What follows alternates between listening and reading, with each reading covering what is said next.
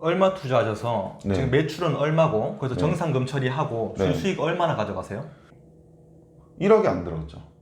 세 개 합쳐서요? 네. 네. 보증금은 어차피 제가 받는 돈이라고 생각하니까 월 매출은 1억에서 1억 3천 정도고요.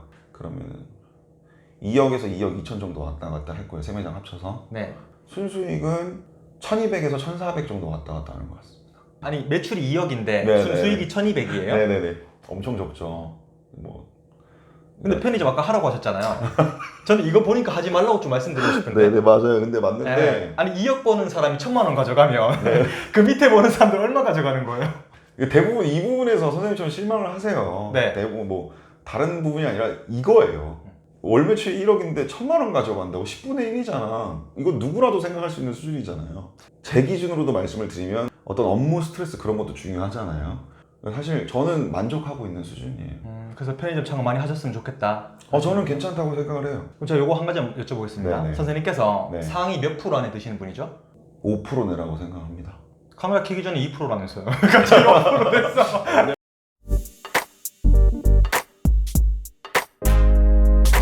두 가지를 걱정하시는데 상권.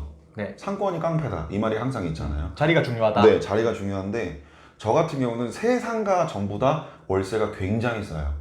그러니까 그나마 월세가 비싼 곳도 본사랑 반부담으로 해서 들어갔고 대신 제가 로얄티는 조금 포기를 했지만 그만큼 매출이 받쳐주니까 두 점포 같은 경우는 월세가 관리비 포함해서 100만 원이 넘지가 않아요. 근데 일매출이 180에서 지금 같은 경우는 200만 원까지 나오거든요. 네, 그러면 뭐 굉장히 훌륭하죠. 굉장히 훌륭한 정보죠. 네. 사실 내가 일매출이 200, 300 나온다 그래도 월세가 400이면 뭐 월세 400에 권리비 30만 원 이러고 아무 의미가 없잖아요. 남는 게 하나도 없으니까. 근데 이게 본사 입장에서 볼게요. 네. 여기 몫이 좋은 자리가 있어요. 네네. 저기 되게 장사가 잘 돼요. 네네. 그럼 본사 입장에서는 이거 직영으로 돌리고 싶거든요. 개인한테 맞아요. 안 주고 싶어 하거든요. 맞아요. 제 말이 틀린가요? 맞습니다. 맞습니다. 그죠? 네, 맞아요. 아니 맞잖아, 그렇잖아. 본사 맞아요. 입장에서. 당연하죠. 제가 본사라도 당연히. 이거 왜 이 좋은 자리를 왜 네. 개인을 줘? 굳이 뭐 네. 할 필요가 없는 거죠. 근데 저는 세 매장이 하나가 제 개인명이고 두 매장은 본부 임차거든요. 본부 임차다 보니까 사실 본사가 저하고 재계약을 하지 않으면 끝인 거예요. 저는 할 수가 없어요. 근데 잘 관리를 해줄 수 있는 점주라는 내가 그런 거를 하면 본사에서도 굳이 저를 계약을 안 할 이유는 없다고 봐요.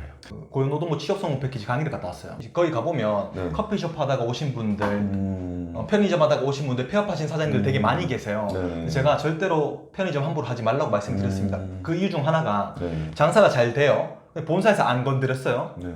그런데 장사가 계속 잘 돼요. 네. 그러면 건물주가 재계약을 안 해줍니다. 그리고 자기가 거기다 차려요. 맞아요. 그런 경우 되게 많아요. 엄청 많죠. 왜냐면 건물주가 선생님 말씀대로 2년 해보니까 내가 위에서 보니까 되게 잘 돼. 손님도 많고 매출도 월세도 따박따박 잘 들어. 솔직히 건물주분들 입장에서 공시를 한다고 그리고 편의점을 다들 1층에 넣고 싶어 하세요. 왜냐면 전기 승합도 대주고 건물 안전관리도 본사 차원에서 해주고 월세든 내가 장사가 안 되더라도 월세는 무조건 들어오니까 본사 차원에서 들어오니까.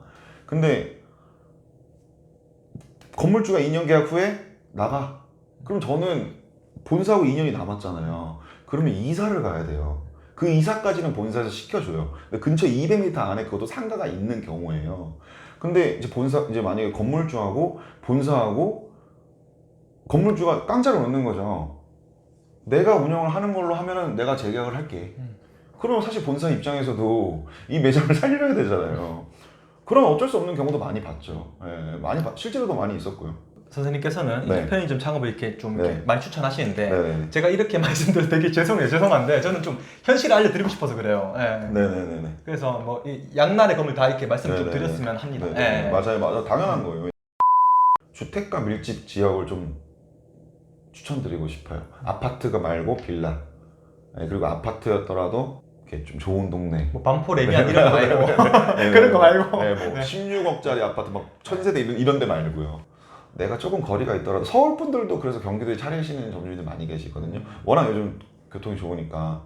근데 이제 그런 데서 시장을 하시는 게 점주인들이 신경을 많이 쓰면 아무래도 요즘 편의점 손님들께서 굉장히 이용 빈도가 높기 때문에 오전, 오후, 오전에 오셨던 분이 출근하면서 들리시고 퇴근하셔서 또 들리시다 보니까 고객님들이 질릴 수밖에 없어요. 쉽게 질려요. 쉽게, 정말 쉽게 질리고 말씀은 안 하셔도 지루해 하세요. 그러니까 이게 표현이 맞는지는 모르겠는데 저는 지루해 하세요. 왜냐면 자주 오시는 분들 맨날 계시는데 내 매장을 계속 도시는 거예요. 맨날 오시는 점포인데. 뭐 새로운 거 없나? 네. 그러니까 너무 그게 마음이 죄송해요. 근데 제가 사실 반나절 만에 매장을 싹 뒤집어 놓을 수는 없잖아요. 그래서 그런 부분에 대해서 점주가 노력을 정말 많이 해야 되는데 그게 그나마 티가 나는 게 저는 주택 밀집 지역이라고 생각을 해요.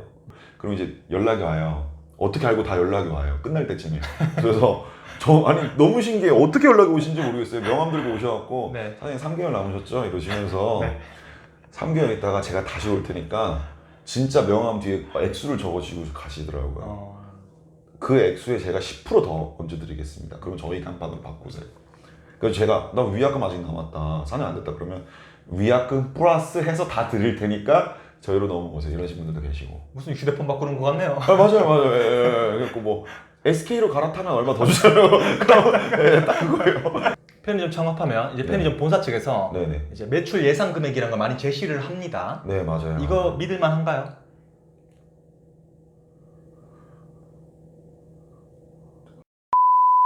제가 근데 편의점 직원이잖아요. 네네. 제가 편의점 직원이에요. 네네. 근데 와, 이 자리가 너무 좋아요. 여기 차려놓으면 진짜 한 달에 5, 6천씩 막 벌 것 같아요. 전 당장 저희 아빠한테 하라 그럽니다. 저희 아빠한테 저는 아빠 이거 내가 차려줄 테니까 이거 한번 해. 맞아요. 남한테 그거 안 시켜요. 맞아요. 맞는데 맞는 말씀이고 사실 그래서 암암리에 OFC 분들이 네. 가족이 운영하시는 경우가 되게 많아요. 맞아요. 진짜 네. 자기 본인은 못해도 솔직히 근데 그거는 팔이 안으로 굽는다고 야 여기 대박자리 있어 이러면서 계약 기간이 있잖아요. 네네네. 근데 이게 사실 좀 족쇄거든요. 네. 족쇄예요. 족쇄죠. 네. 그럼 이 계약 기간을 못 채우는 경우가 있잖아요. 있죠. 어떻게 되는 거예요? 위약금을 무셔야 돼요. 위약금을 무셔야 되는데 편의점 창업할 때 5천을 투자를 거의 보통 안 넘게 투자를 하신단 말이에요. 보증금 빼고. 근데 위약금은 1억, 2억이에요. 상식적으로 말이 안 되잖아요. 그럼 이제 본사에서 뭐라고 얘기하냐면 점주를 구해와라. 근데 포스의 매출이 찍히잖아요. 근데 그 포스 매출을 보고 올 점주들이 있을까요? 없죠. 장사가 안 되는 점포를 누가 물론 자신감으로 저 점주님은 본사에서 또 어느 정도 약을 쳐놓겠죠. 그 점주님은 가족 운영하셨고 본인이 못해서 그런 거다. 본인이 못해서 그러시고 그리고 여기 상권이 발전할 거고 그렇게 해서 그 점주를 구하시더라고요. 저는 솔직히 들어올 줄 몰랐어요. 근데 그 점주 진짜 열심히 하시더라고요. 근데 그런 경우 정말 특수한 경우 아니고서 솔직히 힘들죠. 그리고 위약금을 근데 내가 물고서라도 나가겠다? 그런 분들은 정말 마지막까지 가신 거겠죠. 진짜 내가 이거 하루하루 하는 게 정신적으로도 금전적으로도 너무 힘드니까 그냥 접는 게 낫겠다 이러신 분들이시겠죠. 근데 이거 하다 보면 막 네. TV에서도 그렇고 네네. 알바비보다도 못 가져가는 사람들 되게 많고 그리고 막 자기가 사장이 막 하루에도 막 15시간, 17시간 계속 그 자기가 운영하는 사람들 되게 많잖아요. 네네네. 이런 분들 왜 그런 거예요? 저도 봤는데 네. 뭐 하루에 15시간을 운영하시면서 거기서 아예 주무시더라고요. 네. 뭐 이렇게 옆에 침대도 침대도 네. 있으시고 집에 있는 강아지 애완견 다 데리고 오시고 뭐 그분들은 이제 어떤 분이 그러시더라고요. 본사에서 사기당했다 본사한테. 처음에 나왔던 그 예상 견적 그 매출보다 안 나왔다. 제가 뭐 본사 입장도 아니고 저도 점주 편이에요. 당연히 점주 편에 말씀을 드리면 네. 그런 경우도 있어요. 확실히 근데 그런 경우는 왜라고는 말씀을 못 드리는데 그런 경우는 있었어요. 그러니까 본사에서 아파트가 공사 중인데 그 아파트를 보고 편의점이 들어가는 거예요. 그래서 그럼 그 편의점은 당연히 비싸겠죠. 왜냐 아파트 근처 상권이니까. 그래서 그 점주님이 투자를 하셔서 투자금을 높게 해서 편의점을 창업을 했는데 설계도면 당시에는 정문이요 이쪽 편의점 쪽이었는데 반대로 나온 거예요. 실제 이거 진짜 돌아버리는 거예요. 왜냐면 왜냐면 오픈을 하고 있는데 저걸 보고 있잖아요. 네. 그럼 저기가 주차장이 돼버리고 저기가 인도 정문은 저쪽으로 나버린 거예요. 그럼 차는 그냥 들어가잖아요. 수고 들어가지 않잖아요, 대부분. 그러니까 그 점주님이 생방송 오늘 집에 하여튼 그런 아침 방송 얘기하시는 남자분이신데 그러시더라고요. 나는 처음에 소개받았을 때 여기가 정문이었는데 설계도면이 바뀌었다. 근데 사실 저는 그분에서 그 생각했어요. 진짜 안타까운데 본사에서 그걸 그렇게 바꾸진 않았을 거 아니에요. 근데 이거는 진짜 이제 사람 피 말리는 경우죠. 진짜 어떻게 말씀드리면 이건 아직까지 저는 그런 경우는 없었지만 저한테 그런 일이 없을 거라고 저도 생각은 안 해요. 네. 그러면 선생님께서는 네. 어떤 사람들이 이렇게 편의점 가셨으면 좋겠어요?